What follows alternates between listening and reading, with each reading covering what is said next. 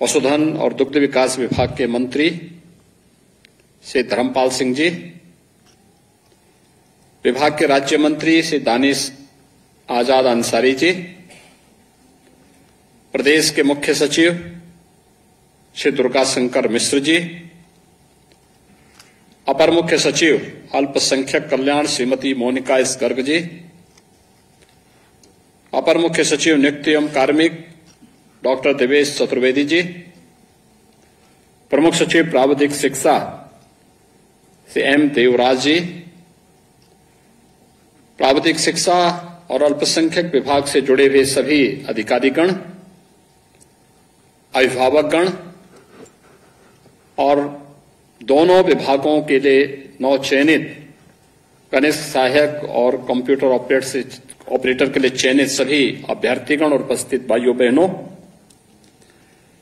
चयन की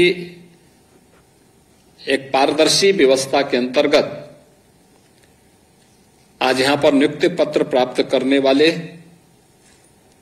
सभी अभ्यर्थियों का मैं इस अवसर पर हृदय से उन्हें बधाई देता हूं।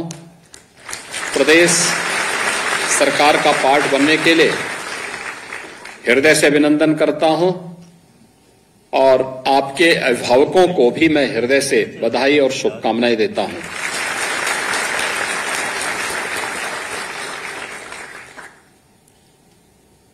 पिछले 6 वर्ष के अंदर प्रधानमंत्री मोदी जी के मार्गदर्शन में जीवन के प्रत्येक क्षेत्र में उत्तर प्रदेश ने एक नई ऊंचाइयां प्राप्त की हैं। वो हम सबके सामने है और ये आप सभी युवाओं के लिए एक नया अवसर है। जब कोई आपसे पूछेगा कि आपकी नियुक्ति कब हुई, तो आपको अपने नियुक्ति वर्ष को बताने और समझने में देर भी नहीं लगेगी। अब आसानी से कह पाएंगे, जब 2023 में यह देश अपनी आजादी के अमृत काल के प्रथम वर्ष में प्रवेश किया था, तब हमें नियुक्ति पत्र प्राप्त हुआ था। एक अवसर है आपके पास। नियुक्ति पत्र अमृतकाल के प्रथम वर्ष में, यानी 25 वर्ष की एक कार्य योजना आपके सामने। जब ये देश अपनी आजादी के 100 वर्ष पूरा करेगा,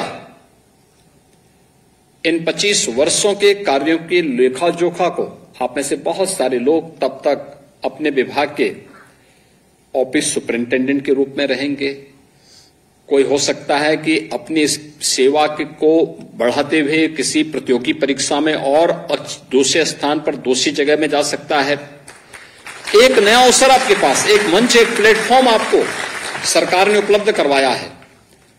और तब कैसा भारत आप चाहते हैं, कैसा भारत होना चाहिए?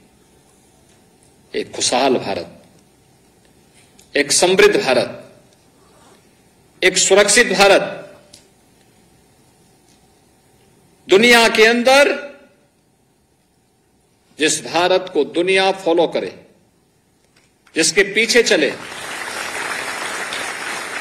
जिस भारत के अंदर हर व्यक्ति के लिए पहली प्राथमिकता अपना देश होना चाहिए। व्यक्ति, जाति, मत, मजहब, क्षेत्र, भाषा नहीं, हमारे लिए पहली प्राथमिकता हमारा देश होगा। नेशन फर्स्ट के इस भाव के साथ जब हर व्यक्ति कार्य करना प्रारंभ करेगा, तो परिणाम हम सबके सामने आएंगे। लोग उससे प्रेरित होंगे, लोग उन बातों को समझेंगे और ईमानदारी से आपको इस दौरान कार्य करके एक व्यवस्था को आगे बढ़ाने में मदद करनी है। याद रखना, कनिष्ठ सहायक और कंप्यूटर ऑपरेटर की एक बड़ी भूमिका होती है। आज उत्तर प्रदेश देश के अंदर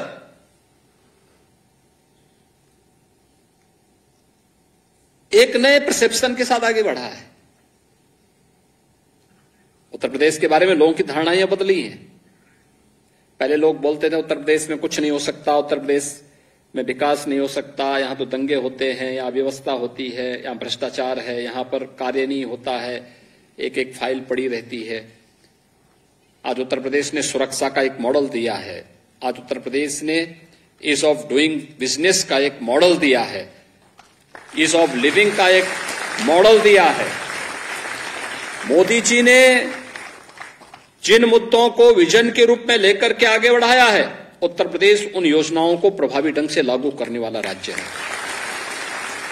और याद रखना, ईज ऑफ डूइंग बिजनेस हो या ईज ऑफ लिविंग के लक्ष्य को प्राप्त करने का एक कार्य, इसमें आपकी बड़ी भूमिका होगी। आप उसके नींव के पत्थर बन सकते हैं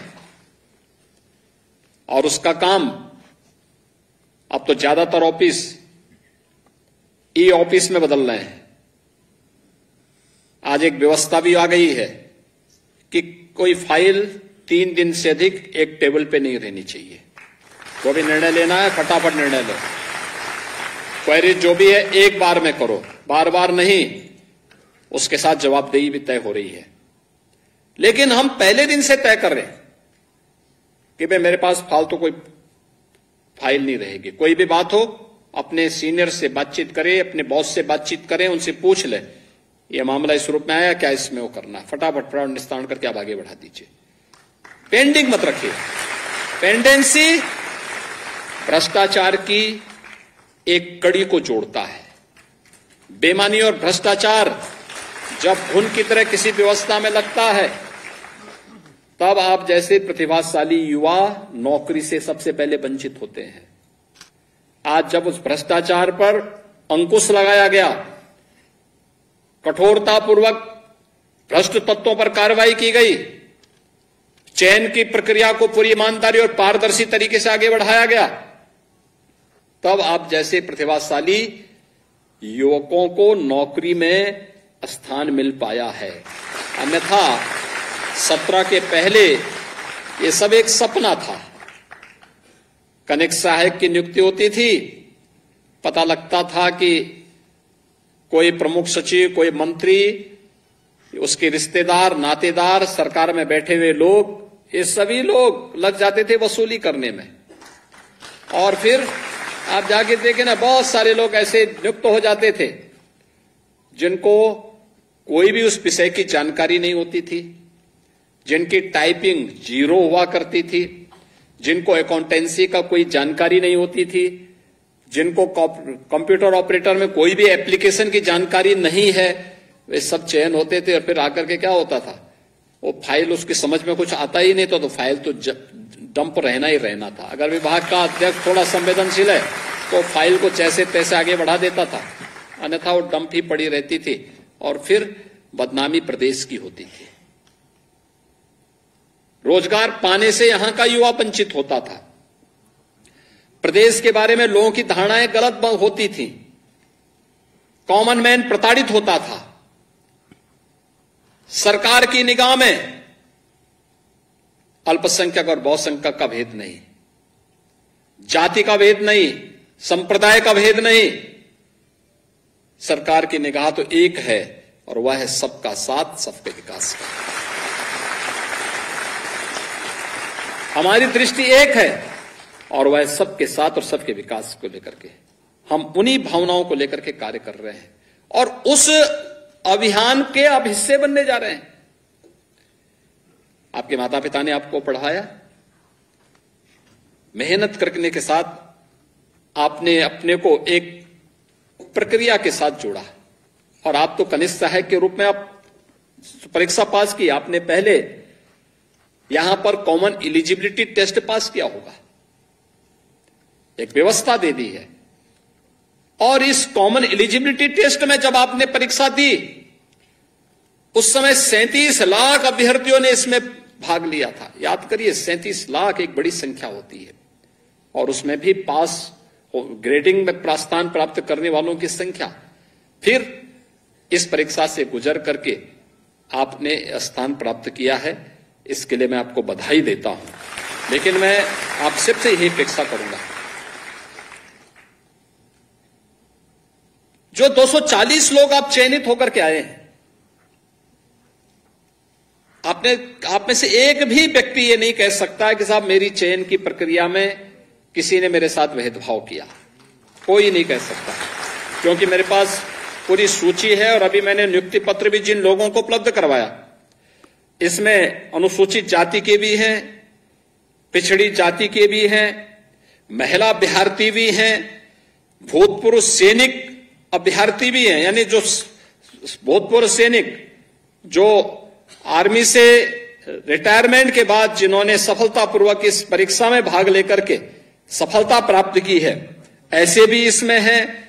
और हर तबके के लोगों को इसमें मिला है और प्रदेश भर से लोग इसमें आए हैं।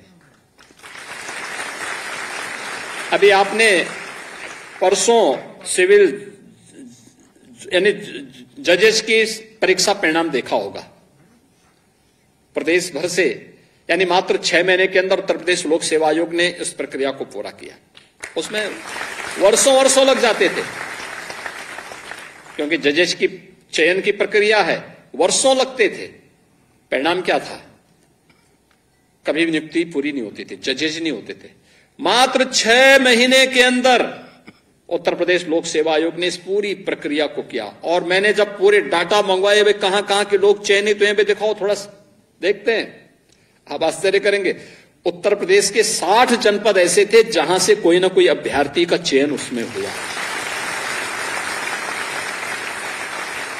अब वो समय गया जब एक गांव और एक जनपद से पैसा लेकर के नियुक्ति होती थी, बाकी सब वंचित रह जाते थे। हमने कहा भी ये नहीं, अच्छी प्रक्रिया के साथ वो चीजें आगे बढ़ी। और उसी पारदर्शी तरीके के साथ आपने देखा होगा, अभी जब मंत्री जी कह रहे थे, उन्होंने भी एक बात कही कि चयन की प्रक्रिया ये आयोग का विषय था, सरकार का उनके लिए कोई भी किसी प्रकार का उनके कार्य में हस्तक्षेप नहीं होता। सरकार की एक गाइडलाइन है, उस गाइडलाइन के अनुसार नियुक्ति की प्रक्रिया को उनको आगे बढ़ाना होता है और प्रक्रिया पूरी पारदर्शी तरीके से संपन्न करना, चयन की प्रक्रिया को समय पर पूरा करना। जहां यह कार्य संपन्न होता है वहीं नियुक्त पत्र प्राप्त होने के बाद कहां पे कौन अभ्यर्थी जाएगा, यह अभी मंत्री को भी नहीं पता और अपर मुख्य सचिव को भी नहीं पता, क्योंकि मानव संपदा पोर्टल बना हुआ है। इस पोर्टल के माध्यम से मेरिट के आधार पर जहां जगह खाली है वहां पर उन लोगों की नियुक्ति की प्रक्रिया के साथ जोड़ दिया गया। आपने देखा होगा, मानवीय हस्तक्षेप किसी भी स्तर पर नहीं। कोई ये नहीं कह सकता ये मेरे गांव का है, या कोई ये नहीं कह सकता कि ये मेरी जाति का है, कोई ये नहीं कह सकता ये फलाना जो है इसको इसके प्रति मेरी सहानुभूति है या इसकी सिफारिश फलाने ने की है, क्योंकि जब मानवीय हस्तक्षेप है ही नहीं तो इसमें सिफारिश की गुंजाइश भी नहीं है। वैसे ही जैसे नियुक्ति की प्रक्रिया पारदर्शी तरीके से हुई है, ऐसे ही आपको भी तय करना है। आपका काम मेरिट के आधार पर कार्य का निस्तारण करना है, पॉजिटिवली किसी कार्य को आगे बढ़ा देना है। उसको बार बार घिसने पिटने से नहीं होगा, अनावश्यक रूप से क्वेरीज लगाने से नहीं होगा। ईज ऑफ डूइंग बिजनेस में एक यही चीज देखा जाता है, एक सरकार ने रिफॉर्म कितनी तेजी के साथ किए हैं, और दूसरा आज की आवश्यकता के अनुरूप रिफॉर्म करना, लेकिन साथ साथ फाइल कहीं अटके ना। सिंगल विंडो, पहले एक फाइल को घूमने में कितना समय लगता था, वह 54 टेबल में जाता था। आप सोचिए, अगर एक फाइल को एक टेबल में एक सप्ताह किसी ने रोक दिया तो 54 टेबल घूमते घूमते तो उसके दम निकल ही जाएंगे, और यही होता था। आज उसको सिंगल टेबल कर दिया गया।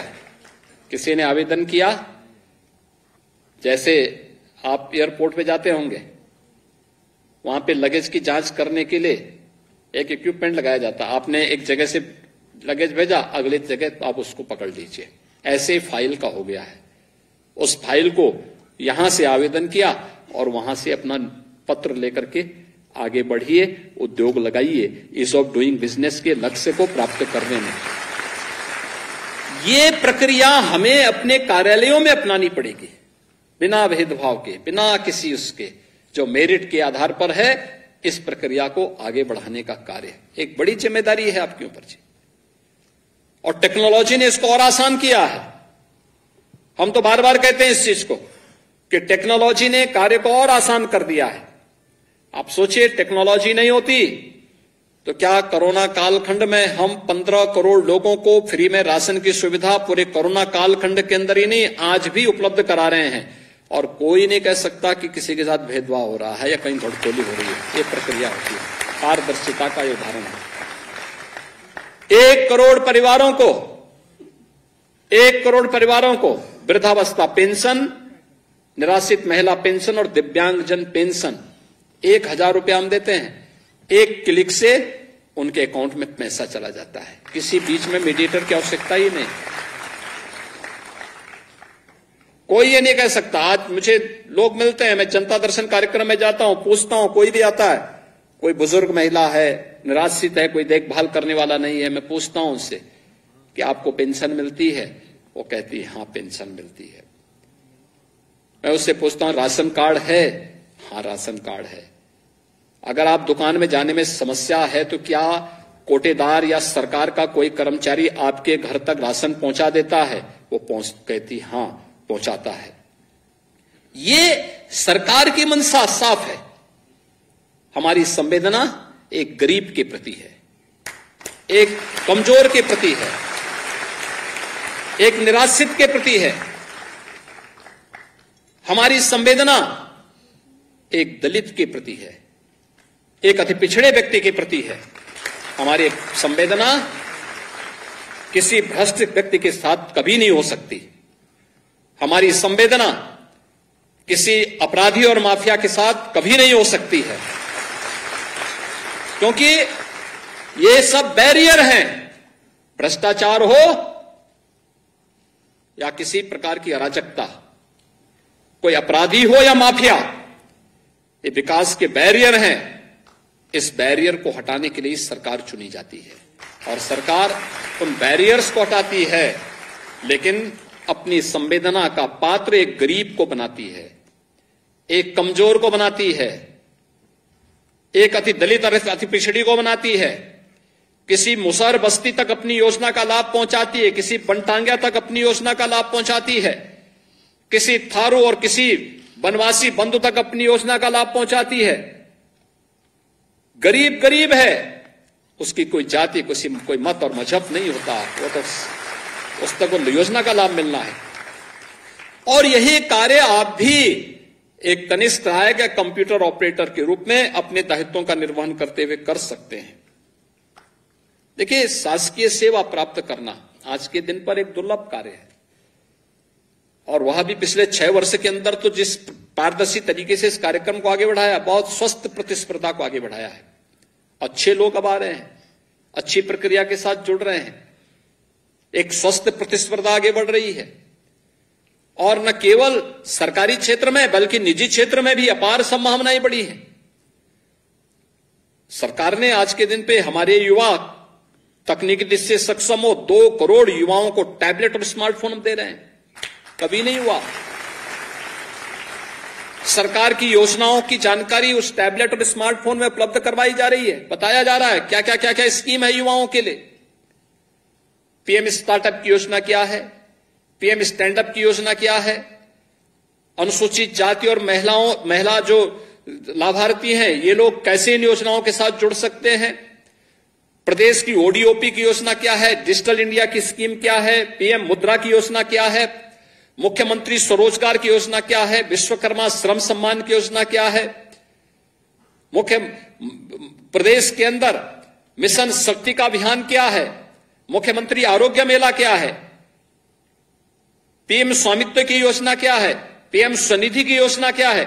ये सभी योजनाओं की विस्तृत जानकारी उसके साथ दे करके कोई भी व्यक्ति जानकारी ले सकता है। और मुझे लगता है इन सब की जानकारी न केवल उन लोगों को बल्कि हर कर्मचारी को भी, हर अधिकारी को भी और हर नागरिक को भी होगी तो भ्रष्टाचार की गुंजाइश नहीं रहेगी। भ्रष्टाचार पनपता कब है? जब व्यक्ति जानकारी नहीं रखता, कि स्कीम कौन सी है, तब कोई बीच का दलाल घुस करके उसमें घुन की तरह सेंध लगाने का प्रयास करता है और वो खोखला बनाता है पूरे सिस्टम को। हमें खोखला बनाने वाले इन तत्वों से व्यवस्था को बचाए रखना है, अच्छे ढंग से आगे बढ़ाना है। और इसीलिए आज मैं आपके साथ इस संवाद के कार्यक्रम में जुड़ रहा हूं। इसी पारदर्शी तरीके से 6 लाख से अधिक कर्मचारियों की अब तक नियुक्ति की प्रक्रिया के साथ हमने जोड़ा है प्रदेश के अंदर, जो सरकारी सेवा में आए हैं। लाखों नौजवानों के लिए निजी क्षेत्र में रोजगार की सुविधाएं उपलब्ध करवाई गई। 1,61,00,000 से अधिक युवाओं के लिए एमएसएमई सेक्टर में भी हम लोगों ने द्वार खोले। यूपी के पास तो सबसे ज्यादा एमएसएमई यूनिट है, 96 लाख एमएसएमई यूनिट। कितना पोटेंशियल है यूपी में। लोग कहते थे कोरोना कालखंड में जब 40 लाख कामगार और श्रमिक वापस उत्तर प्रदेश की तरफ आए, पूरा देश चिंतित था। लोग कहते थे अरे कोरोना से आप बचाएंगे लोगों को कि इन लोगों को देखभाल करेंगे। अरे हमने कहा उत्तर प्रदेश के लोग हैं तो कहां जाएंगे ये लोग, हमें आने दीजिए, हम इनकी सबकी व्यवस्था कर लेंगे, उत्तर प्रदेश इनकी व्यवस्था करेगा। और 40 लाख लोगों को हम लोगों ने सरकारी बस लगा करके उनके गांव और उनके घर तक पहुंचाने का काम किया। और फिर मैंने हर एमएसएमई यूनिट से कहा, मैंने कभी जहां इनके लायक कार्य है इनको कार्य भी दे देना। कार्ड, राशन कार्ड बनाए गए, जिनको जो सुविधा हो सकती थी सरकार की तरफ से भी दी। परिणाम है, देखिए परिणाम कैसे आता है। आप पिछले 3 वर्ष की ग्रोथ स्टोरी को देखेंगे।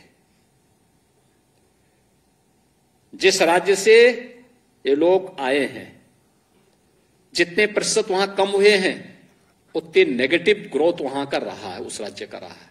और जितना प्रतिशत यूपी में बढ़ा है, उत्तर प्रदेश की उतनी पॉजिटिव ग्रोथ स्टोरी है। यानी ये चीजें दिखती हैं।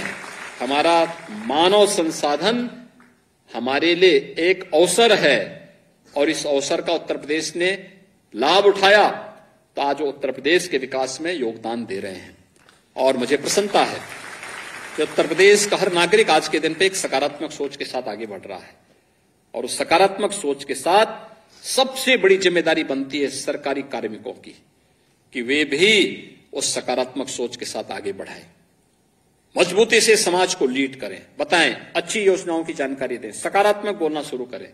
कोई व्यक्ति आपके कार्यालय में आएगा, उससे पहले तो बातचीत करना है बहुत अच्छे ढंग से। कोई आता है, सब उसको बिठाइए, अच्छे शब्दों से बिठाइए। हो सकता है वो व्यक्ति जानकारी न रखता हो, गांव का व्यक्ति हो सकता है, विभागीय कोई कार्य से कोई व्यक्ति आया हो, आप बोल दीजिए उससे, भैया बैठिए, क्या सेवा कर सकता हूं।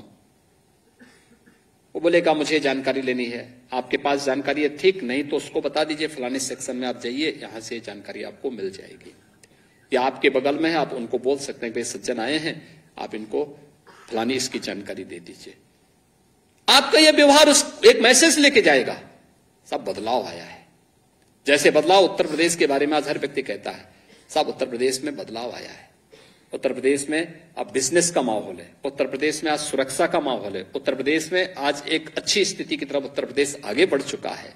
ये जो चेंज है, इस चेंज के साथ आपको जुड़ना पड़ेगा और उस परिवर्तन के लिए हम सबको अपने लिए तैयार होना, व्यवहार से शुरू करते हुए फिर जीरो पेंडेंसी की तरफ जाना है, चाहे वह मैनुअल हो या ई फाइल हो।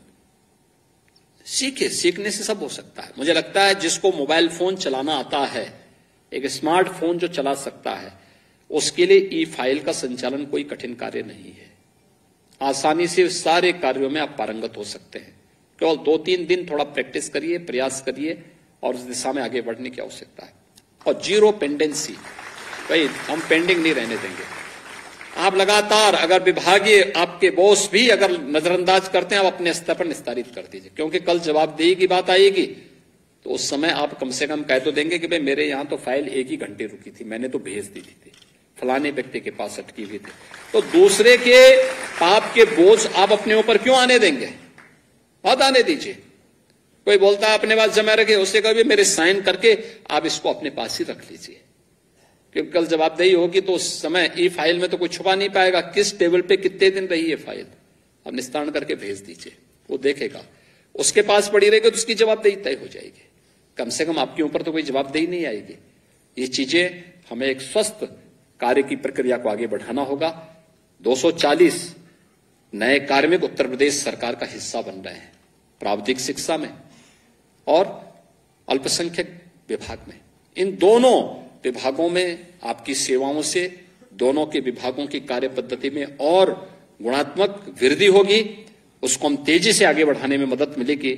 इस विश्वास के साथ मैं एक बार आपको, आपके परिवार के सदस्यों को, अभिभावकों को हृदय से बधाई देता हूं और विश्वास व्यक्त करता हूं कि आपकी सेवाओं से उत्तर प्रदेश प्रधानमंत्री जी के विजन को प्राप्त करने में सफल होगा। आप सबके प्रति मेरी शुभकामनाएं। धन्यवाद। जय हिंद।